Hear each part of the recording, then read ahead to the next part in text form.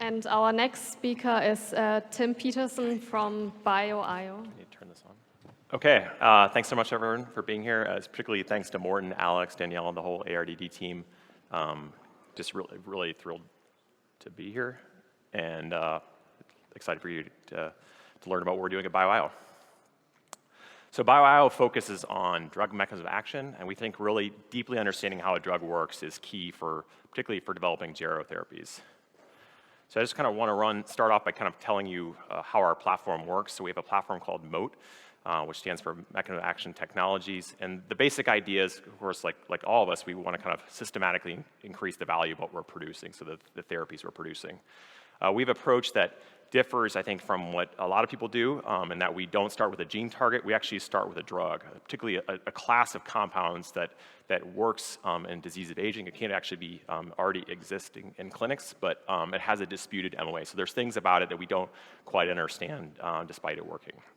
So we have kind of three modules where we kind of increasingly understand the therapies and how they can be used. So we have a target ID prediction. This is really the core input into the system.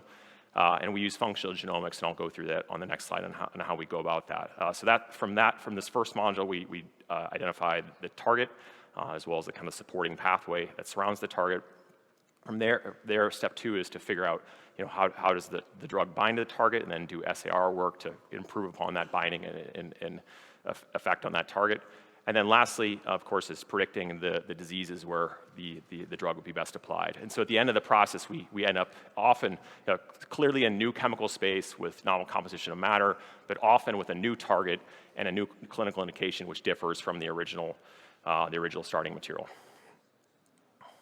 So in terms of this kind of step one, we think really, everyone's talking about AI and this garbage in, garbage out problem.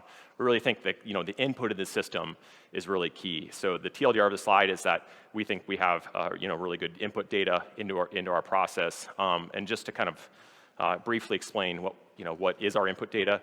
So most people are doing proteins, RNA, lipids. They're doing a variety of omics techniques to deconvolute the biology they're going after. We use cell fitness, which is, we like to think that this is an omniphenotype. We actually have a preprint on this by Jacobs et al.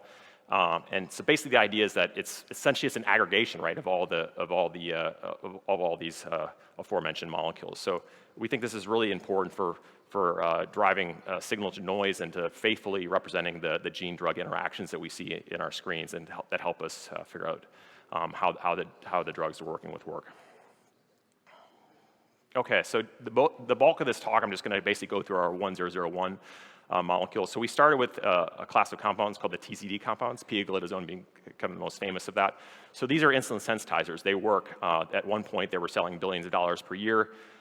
They're the only drug that treats the root cause of diabetes. They certainly reduce blood glucose. The problem is they cause weight gain. And so of course most diabetic patients are overweight, and so that has led to the reduced drug sales and just kind of reduced use in the population, but they definitely are very good drugs that work. So this class of compounds has this kind of defining TZD ring that's shown in red there. It says carbon, nitrogen, and sulfur groups, and so all the classes in this series have this feature. And the target of these drugs is PPAR gamma, a very famous metabolic transcriptional regulator. And what we did basically, and what we do at BIOIO in general, is basically something that, again, I don't think really anyone else does, which is to basically disturb the key activity the key features of the drug of interest. So in this case, we disturb this TZD ring. So of course then we're in novel chemical space right away. We did that. We produced a collection of molecules with this 1001 as our first asset, and you can see with the kind of data on the right that it really has no activity on PPAR gamma. So we are in new space. But then of course the question is, well, okay, so did we just make some inert molecule? We disturbed the moneymaker. Why would you ever do this? So we did a whole host of assays, but here I'm just kind of showing the in vivo data, which said, okay, actually, surprisingly, this molecule is actually still an insulin sensitizer, very strong, very potent effects on the same magnitude as pioglitazone in a diet model of diabetes, showing on the left here. And then we also did this in genetic models, very strong, complete normalization in this genetic model of diabetes of fasting blood glucose. So very strong in vivo effects. And so then the next question is, okay, we disturb how we think this drug works. It's still an anti-diabetic drug. What's the MOA? What does it do? So we ran it through our CRISPR screening pipeline. So we actually use a variant of CRISPR called CRISPR-A, which is to upregulate the expression of all the genes. And the diagram on the left is essentially what Moat resolved from this experiment. So obviously you can see it's quite complicated, a lot of genes represented, the details of which are not important. I've simplified this down on the right. Essentially what was really kind of amazing about this is you actually end up with often in de novo pathways which are not on PubMed. You can't find them anywhere. And in this case, what we saw was really that this drug lives at the intersection of the NAD and mTOR pathways, which of course are two very well-known longevity pathways. So we think the target is SIRT2 and 3, and then impinges upon lipin-1, which is the kind of core lipid regulator of the mTOR pathway. And together, these two factors increase fatty acid oxidation, leading to the production of acetyl-CoA, which is currency that's metabolically reprograms the cell. So very interesting mechanism impinging upon key nodes in longevity. So we wanted to figure out what's happening in vivo. Again, this is all great. Those experiments were in cells, but most important was, is this mechanism real in vivo? So just on the left is we treated animals with the drug, and we transcription profiled the livers, and sure enough, the lipid metabolism, it just gets lit up when you do these experiments. So all the fatty acid oxidation genes are all blazing in this case. And then of course, importantly, the data on the right is just showing what happens in the absence of SIRT2 and 3. There's a complete abrogation of the effects of the drug. So the mechanism's on target. What happens in cells also happens in vivo. Okay, so this next experiment is the case where, okay, we want to see where the effects are important. So we have the mechanism, but are the effects important? Are they kind of human relevant? So here, of course, we're still working on mice, so we don't have humans, but the basic paradigm we're showing on the left here is that we wanted to model a scenario what would happen in humans, right? You're on a diet for a long time, you're kind of accumulating disease, and then at some point, you go to the doctor and the doctor gives you something, and that's kind of, you've kind of gone down a path for a long way. It's often hard, right, for a drug to work when the disease is set in so far. So we kind of penalized the setup pretty severely, just again to see could our drug do anything. And I think we're really happy to see even at 10 days. So again, long treatment of the drug, or long treatment of the diet, and then very short treatment of the drug. The data on the right just shows steatotic liver, which happens with high-fat diet, and then a largely complete normalization of that steatosis. So really kind of an on-target mechanism of the effects of fatty acid oxidation upregulation in vivo. Okay, so the next thing, of course, that's great. Moat works according to us. We wanted to figure out whether there's other evidence for this in the literature, and of course, again, we're focused on gerotherapies, not just a drug that's a metabolic drug. So we were really excited when this study came out by Leroy Hood and colleagues at University of Washington, where they took several of the most well-known longevity drugs, rapamycin and carbo-17-alpha estradiol, and they did kind of the very simple experiment, but I think important, to basically figure out, well, what's the commonalities between these important, highly validated longevity drugs. And so if you look at their data, I mean, it really screams lipid metabolism, in particular the biology we're going after with our 1001 series.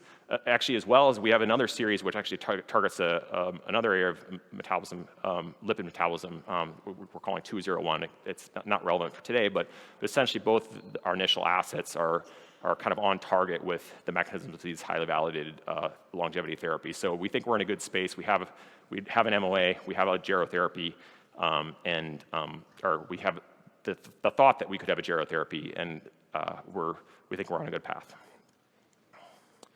So our drug is a metabolic disease drug, but they're the third aspect of our platform predicts clinical indications, and so we can kind of ask it a bunch of different questions. We have several algorithms, several databases. So we said, okay, what else can this drug do? So we're really surprised actually that the two next things that we pulled out from MoAT was actually that it appears to be relevant to ALS, the neurodegenerative condition, as well as several different oncology conditions. So those are quite surprising for us to see. So we did the thing which maybe people wouldn't have. I mean, most people I guess would just say, okay, ALS, diabetes, this is just totally irrelevant. Why would you ever pursue this? But we ended up pursuing it. Again, we were focused on gerotherapies. We wanted to prove that the drug can work for multiple diseases. Did a whole collection. We learned a lot about ALS. Did a whole collection of experiments in human contexts and in mice. And I'm just showing here the data from one of the most widely validated models in mouse models, the G93A genetic model. Where, again, similar to the metabolic paradigm we use, we allowed the disease to set in for a long period of time and then came in towards the end with the drug. And we're really happy to see, both in terms of preventing paralysis and then prolonging survival, that the effects of our drug were up to even 30%, which, to our knowledge, with this mouse model, which has been used for quite a long time, these are some of the largest effects I've seen in the literature. So we're very happy with the effect sizes and proof of our paradigm. Okay, so our platform also predicted oncology. I think what's always kind of struck me as weird is that we have these famous hallmarks of aging, which were somewhat derived from the hallmarks of cancer, but people don't often talk about cancer and aging, despite cancer rate, of course, being the second leading cause of mortality in the Western world. So we wanted to have evidence that oncology would even make sense for the assets we're developing. So we just took basically the two different hallmarks, and we tried to see where lipid metabolism fits in. And of course, there's plentiful literature that says our drug could not only be relevant to aging, which we knew from the slides previously, but also in cancer. And I like this quote from Morgan Levine in a recent article they have, that aging is a leading carcinogen. So aging is a leading cause of many things, but certainly cancer. And I think we wanted to look more in that direction. So in terms of what we're doing in oncology, so there's, most types of cancers do the Warburg effect, so they're heavily reliant on glycolysis and glucose, but there are some types of cancer called like colon cancer and others where they're much more reliant upon fatty acids. So the supporting cells around the tumors import lipids into them, and that's a huge nutrient source for them. So this is what we're going after with our 101 series, and we're very happy to see there actually is another drug class that targets the CD36 transporter that there's already validation that this approach can work. I think we have a better target than CD36 because with transporters, right, there's a ton of redundancy. So if you knock out one, there's many ways for the cancer cells to get lipids, whereas we're depleting lipids at the source, at the master regulators of fatty acid oxidation. So we think we have a better strategy there.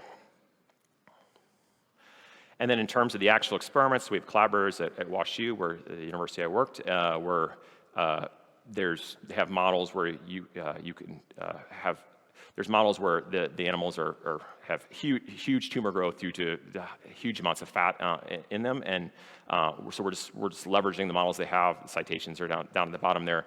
And you can see in the high-fat context versus low-fat context, just the dramatic effects on tumor growth in the high-fat context. And so we have some early data that basically points to the fact that our drug can perform similar to what you see in this low-fat context. So a good normalization of the tumor reduction. So happy to see those results, and we'll have more data coming out soon. So just in terms of the team, I'm the founder of the company, but we're very fortunate to meet Joop and Nieuwenhuis actually at this conference last year. So Joop and I, even though we met last year, just started working together last year, our history goes back quite a ways. We both were trained by a guy named Tijn Brummelkamp at the Netherlands Cancer Institute. I was trained with him when I was at MIT. Joop did his PhD when they were in the Netherlands together. And just natural synergy around using functional genomics. And so, say hi to him, and I'll be around the rest of the week. And just really been a great collaboration, and several other really great teammates that have done a lot for the company. And just thanks so much for your attention, and happy to answer any questions. Really appreciate it.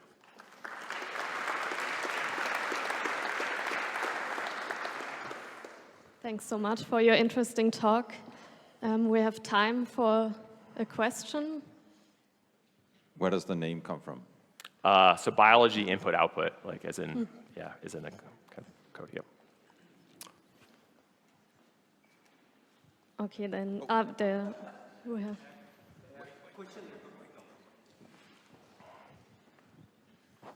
Yeah, BIBAR gamma agonists were withdrawn also from the market because of the side effects on bone. So have you looked at the bone effects in these mice? Have not yet. Okay, thank you very much. Thanks again for coming. And